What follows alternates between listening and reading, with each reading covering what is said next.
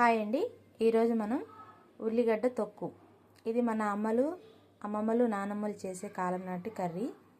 దీనికి కావలసినవి ఉల్లిగడ్డలు, జీలకర్ర, ఉప్పు, కారం, పసుపు, పాలు, ఎల్లిపాయ, తాలింపు కోసం ఎండుమిరపకాయలు, కరివేపాకు. ముందుగా వీటిని మిక్సీలో వేసుకొని కచ్చాపచ్చగా దంచుకోవాలి.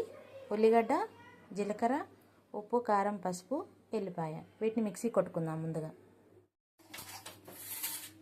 చూడండి, ఇలా కచ్చాపచ్చాగా మిక్సీ కొట్టుకోవాలి.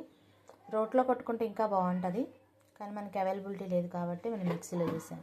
చూడండి, ముందుగా స్టవ్ వెలిగించుకొని ఆయిల్ పెట్టుకున్నాను. నేను ఒక 1 టేబుల్ స్పూన్ ఆయిల్ వేసుకున్నాను. తర్వాత ఆయిల్ వేడెక్కిన తర్వాత పోపు దినుసులు వేస్తున్నాను. మిరపకాయలు, పోపు దినుసులు.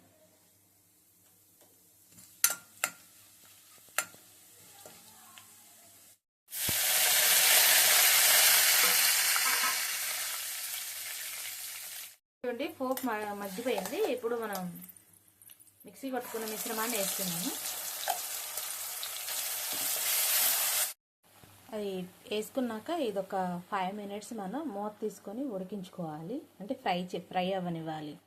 చూడండి, ఇట్లా ఆనియన్ అంతా పచ్చివాసన పోయేదాకా వేయించుకోవాలి. అట్లా ఆయిల్ పైకి వస్తుంది. చూడండి, నేను ప్రతి దాంట్లో ఆయిల్ పైకి రావాలంటే అంటున్నానని ఎక్కువ ఆయిల్ వేస్తే వస్తుంది అనుకోమాకండి. మనం వేసిన ఏ వెజిటేబుల్ అయినా మంచిగా కుక్ అయిపోయి ఆయిల్ అలా పైకిందంటే అది మంచిగా పర్ఫెక్ట్ కుక్ అయిందని అర్థం.